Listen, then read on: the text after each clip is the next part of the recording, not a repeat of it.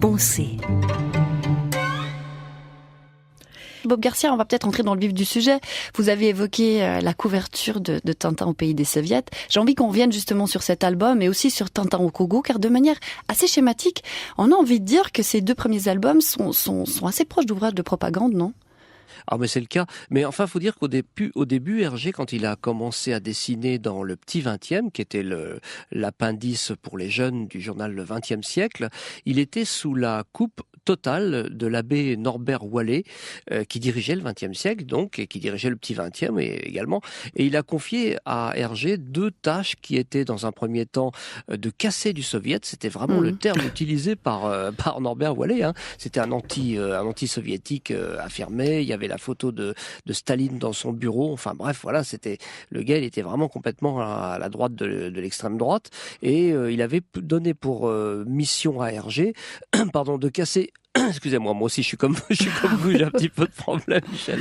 Mais il avait pour mission de casser du soviet, et il a donné à Hergé cette directive d'écrire tout un récit avec son petit Tintin, qui était paru quelques semaines plus tôt d'ailleurs dans un autre livre qui s'appelait Le Sifflet, sous la forme d'un autre petit personnage, qui n'avait pas vraiment de nom, mais donc Norbert Wallet avait repéré ce petit personnage avec son petit chien, et puis il lui a dit: mais pourquoi tu ferais pas un personnage récurrent avec ce petit bonhomme là et son chien, et c'est devenu Tintin un peu comme ça. Voilà, donc une autre influence. On parlait tout à l'heure des personnages qui ont pu influencer Hergé pour créer son personnage. Là c'en est un, et il apparaissait vraiment quelques semaines plus tôt. Et donc il prend ce personnage, il l'emmène en Russie, et Hergé n'a pas la moindre idée de ce qu'il va lui faire faire à ce Tintin. Donc il a besoin de s'informer, de trouver des informations, et c'est là que Norbert Wallet lui met dans les mains un livre qu'il connaît bien, d'un certain Joseph Douillet, qui est un ancien consul de Belgique en URSS, puisqu'il avait passé pratiquement 35 ans de sa vie à Rostov-sur-le-Don, plutôt, voilà, pour donner le nom français. Et il a écrit Moscou sans voile. Et dans ce Moscou sans voile, c'est un parfait pamphlet anti-soviétique.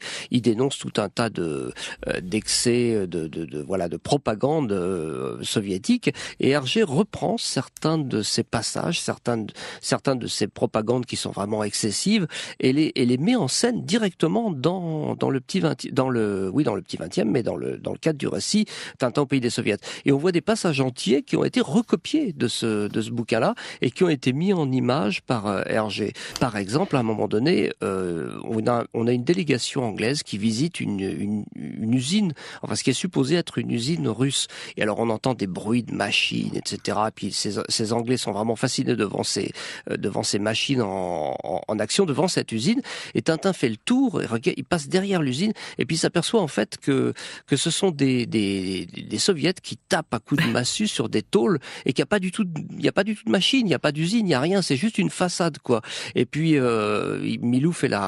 Milou ou Tintin, je ne sais plus, fait la remarque suivante: oh, ça doit être un jazz band russe. Donc voilà, c'est assez iconoclaste. Et donc c'est une façon comme une autre de démystifier un petit peu la propagande russe, et puis leur dire oui, d'accord, leur usine qui fonctionne super bien, qui produisent des super matériels, etc. C'est tout bidon, il y a rien, il y a une bonne façade, il y a un beau décor comme au cinéma, puis derrière il y a rien du tout. Un autre élément aussi qui permet de là, ça s'échappe un petit peu du contexte de Moscou sans voile, mais ça donne un accent de vérisme à la bande dessinée de Tintin au pays des Soviets. Si vous la regardez dans les détails, vous allez vous apercevoir que les personnages allemands parlent allemand, pour de bon, et les personnages russes parlent russe. Donc c'est l'alphabet cyrillique, et ça, Hergé ne l'a pas inventé.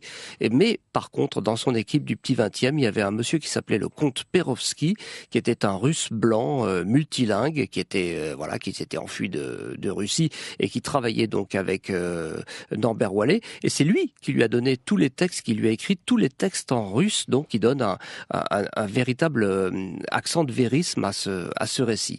Donc on peut lire, oui, effectivement, l'antisoviétisme et puis la propagande à travers ce bouquin, c'est bien connu.